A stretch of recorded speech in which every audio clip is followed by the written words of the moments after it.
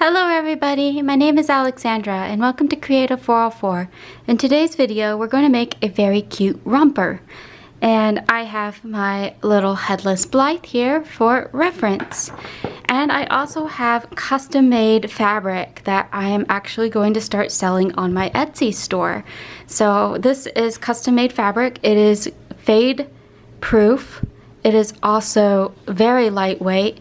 It's very great for dolls, and it's scaled for dolls so that if you want a nice pattern that is made for dolls. This one is a little triceratops. There's a bunch of little triceratops on it. Let's see. See, there's a bunch of little triceratops on it. Little flowers, little feet, little things going on, and it's super detailed, super vibrant color. I decided to use this as the contrasting color for the bottom cuffs, and we're going to cut this fabric. This is just a little piece from a sample that I had.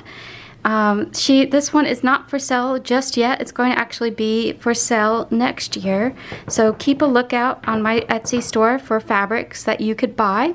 This next month I'm going to release Halloween fabric. Oh my god. So if you want to make a little Halloween romper, go to my little store. Look how cute this is. Go to my store and find some very cute fabrics. This is only one sample. There are 4 sets, only for $15, and you get a full square, not this little square, but a full quilting square like this. And I don't remember the measurements off my hand. They would be on the listing. So next month, September, stay a lookout. So this is September 2021. Give a look out to my Etsy store. If you're watching this later, you might even have the Triceratops fabric. So I've gone ahead and traced my pattern, and I'm going to cut it out, and then I'm going to use fray check to basically serge my seams. Because these are so small, I don't like the extra bulk serging the seams does. So I like to use some fray check for that, because it keeps the seams nice and thin, and it keeps my seam allowance nice and thin, and it doesn't allow bulk. So I got the front pieces, got the 2 back pieces, got the 2 legs, and then I'll get the little cuff for the legs, and we are golden. So I'm gonna cut those out and I'll be right back. Okay, we're back. We have the pieces all cut out. We have 2 leg pieces, we have the front, and we have the 2 back pieces all cut out nicely in this cute Triceratops fabric. We also have the little cuffs on the bottom, and we also need a little extra square for doing the lining on the top of the bust. What I'm going to do is I'm going to take this pattern, and I'm also going to cut the seam allowance out of my pattern and trace it here, because I need to put the darts in. So I'm going to do that. Then I'm going to start the sewing process. With the right sides together, the pattern part together, I'm going to sew the shoulder seams. After I sew the shoulder seams, you're going to need to use the lining on it so that you can do the neck. And I believe this piece, I think it needs this. Yes, you're going to need to, so what you're going to do is you're going to first sew on the top shoulder seams, all right? Then what you're going to do so you take the back pieces and you put them right sides together, and it looks like it's closed here. So here's the 2 pieces that I marked. You're going to put the seam allowance on it. I have forgotten that. And then you're going to sew the top shoulder seams. Once you sew the top shoulder seams, you're going to take your piece of fabric here. Now this is about 4 inches by 2 inches. And you're going to put it down with the right sides together. So these would be connected here, and you're going to sew this little collar for the top, and then you're going to sew just this little piece here, this little C piece for it. And I'm going to do all those steps, and I'll come back and show you what the next process is. So, step 1, sew the shoulders. Step 2, sew the collar and the armholes. All right, so I'm gonna do that and I'll be right back. You got this. Follow along. I'm going to go as slow as possible, but I do like to skip a couple of steps while I'm working, so I'll be back. Okay, so here is the top of the blouse, or the top of the romper. I have sewn the lining on. I've sewn both armholes. So both armholes are sewn together, and the collar. I've also gone and clipped the curves and snipped the points. So, and I also put in darts because it had darts in it. So I put the darts in, I've done it. Now, you're probably wondering what the crochet hook is for. Instead of just pointing out what I'm doing, it's also really great for turning in small doll clothes. It is a lifesaver for turning these things. I love it to bits and pieces. Like, look how easy it is to turn that in. Oh my God, where have you been all my life? I have been struggling with turning these little armholes in for a very long time, and I just one day had a crochet hook on my table instead of a pen or a safety pin or whatever I was using. Sometimes I use like my disappearing ink marker to help turn in the sleeves, but or the, what are they called, the straps. And I just had a crochet hook on my table one day, and I used that instead. Oh my God, it was so, oh, okay, this one doesn't want to do it, but they're usually very easy to do. Like that first one just went like butter. It is the best thing I have ever done. This one wants to be a little jerk. There we go. So this is how you do it. You just flip them inside, right sides out, and then you're just going to iron it flat. You can do a top stitch. I am going to not do the top stitch. Now after you've done this, and I've also going to use this to pull out the little pieces here. Here we go.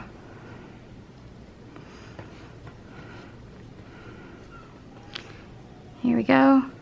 So after you've done this, it's great for pushing those little corners out too. And I forgot to do the seam allowance like I said I was going to do, and then I forgot. But this is just a tutorial, and I'm going to keep this for myself because I love the little Triceratops fabric. It's so cute. So I got the armholes all turned out. Now I'm going to do the side seams and for the little blouse. You can top stitch if you'd like. I'm going to go for something a little bit more streamlined looking and not do the top stitch and just do the side stitches. And I'm probably going to turn these in a little bit.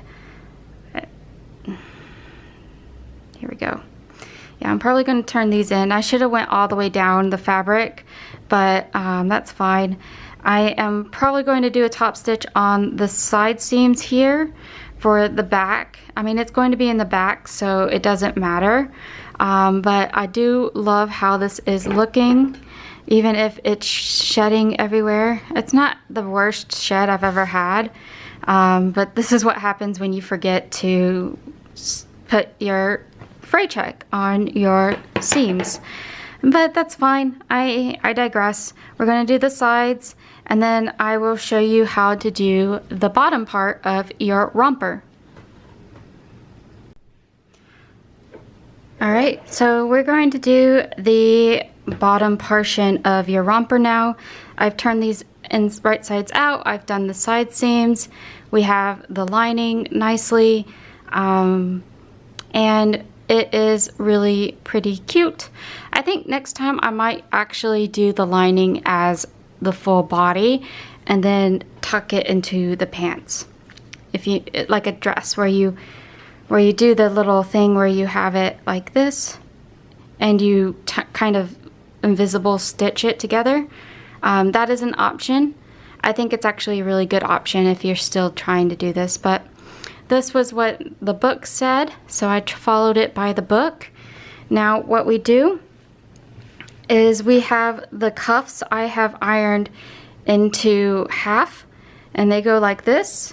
You put them right sides together and you put this like so. You iron it and then you sew across the bottom.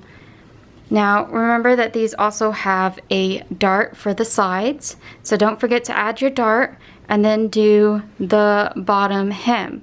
After that, you're going to do the front of your, you're going to sew the front inseam. So I've marked where the back is on one of them. You will see the marking on the pattern where the back is supposed to be. This is where we're going to sew up to, so that the little booty can get into the pants. So next we'll do the, so 3 steps here. 1, we're going to do the darts. 2, we're going to do the cuff. 3, we're going to do the front seam, which is right here. You will find the front seam based upon the marking. So that's the back, this will be the front. You'll sew that. So I'm going to do those 3 steps all together, and I'll be right back. So here is what it looks like after all 3 steps. You have this piece sewn here. I didn't top stitch, but you're going to fold this piece back up so you have a little cuff on the bottom. And I've ironed that flat. See? Now what happens next is that you're going to put this piece on this piece with the right sides together, and it should align, yes, quite perfectly.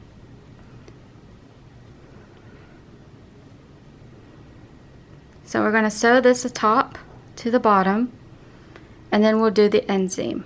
But I'm going to do this first, and then I'll show you the next step.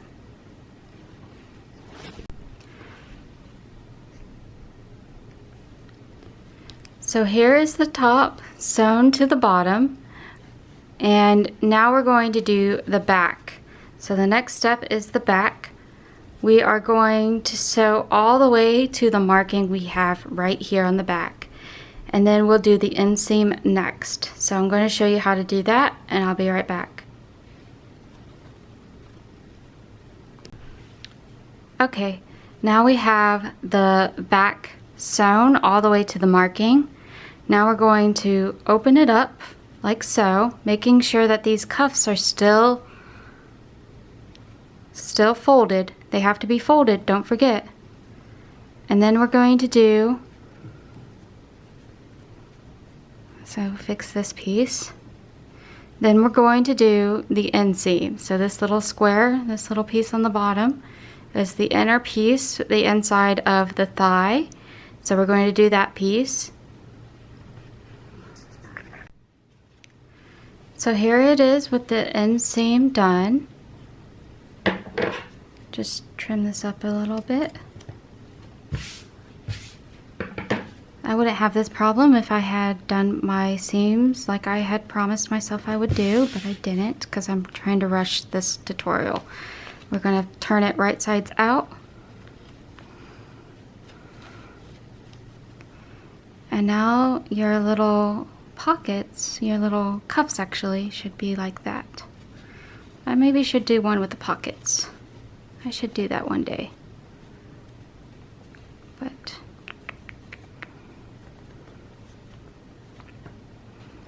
this guy doesn't want to go the way he's supposed to. Here we go.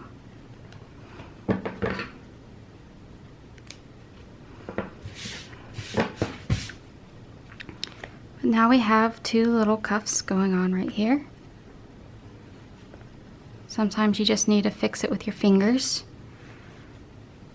And here it is, pretty much done. I'm going to add some buttons to the back, do some slip stitching on the back so that the seams stay nice and clean, and then put the buttons, and that's it. I'm going to put it on the doll and I'll show you how it looks. And here is the little romper on my doll. Isn't she gorgeous? OMG, guys. Look at these summer vibes. Look at how beautiful and green it is. You can do any kind of color. It is just great. Mine's a little bit tight on her, but your pattern should work just fine. I am super happy with it. Thank you so much. So here she is, girls and guys. She is gorgeous. I am loving this outfit. It's a little bit tight, but yours should be just perfect, like I said before. I fixed it, whatever problems that are with the little shirt and things, so yours should fit just perfectly. Mine is just the first actual set of it, so this is just the pattern that was in the book. I will modify it to finally fit the doll. So this is what it looks like, the little romper. I just sewed her into the gown, but I would recommend using like a button and a loop that goes around the button. But she is great. I love this custom fabric. If you want some custom fabric, don't forget to visit my Etsy store. I should have some starting sometime in September. Not going to be September 1st, but it's probably going to be mid-September 2021. So please look out for that. The fabric is going to be a themed fabric. You get 4 different sets. So there are three quilting squares per set. You can also get quilting halves, like half squares or like 1/8. So I'm also doing half squares. They're $15 a piece, not the half squares, but the quilting squares. The half squares would be half that price, so $7.50.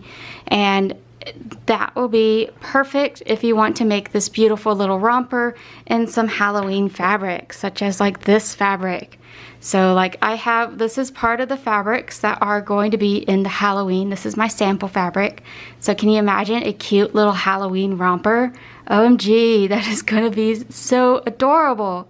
But I have plans for this little piece of fabric. So this is not a full quilting square. This is just a sample. A full quilting square is, I don't remember the actual size. It's probably somewhere around 30 centimeters by 25. Don't take me for my word. It will be in the listing once it's up. But here is this little sample fabric that I had with the little triceratops. I thought it was really cute. I really wanted to try it out for this little outfit. And imagine you can make 1 or 2 outfits out of just this particular piece, like just this little piece, and you're gonna have something that's like 4, 5, 6 times bigger than this. I don't know exactly, but whatever a quilting square is usually measured, just imagine that times whatever. You're going to have just plenty of fabric for plenty of cute Halloween clothes coming up in September. This one is my triceratops. It's going to be available next year. I have so many plans for different fabrics, so please keep a lookout on my Etsy store. It's going to be super fun. I love her. She has like this little ball joint in her. Oh my god, she has the little tilting head. So cute. I love this little romper. I hope you love it too. If you enjoy it, please do leave a comment. It does help me out a lot. It's a free pattern. So if you want to contribute to this channel, leave a comment, add a little like if you enjoy having the free pattern, and subscribe if you want to see more videos like this. So sorry it's been so long since I've done a sewing tutorial, but I hope you enjoy this particular one, and see you next time. Bye bye now.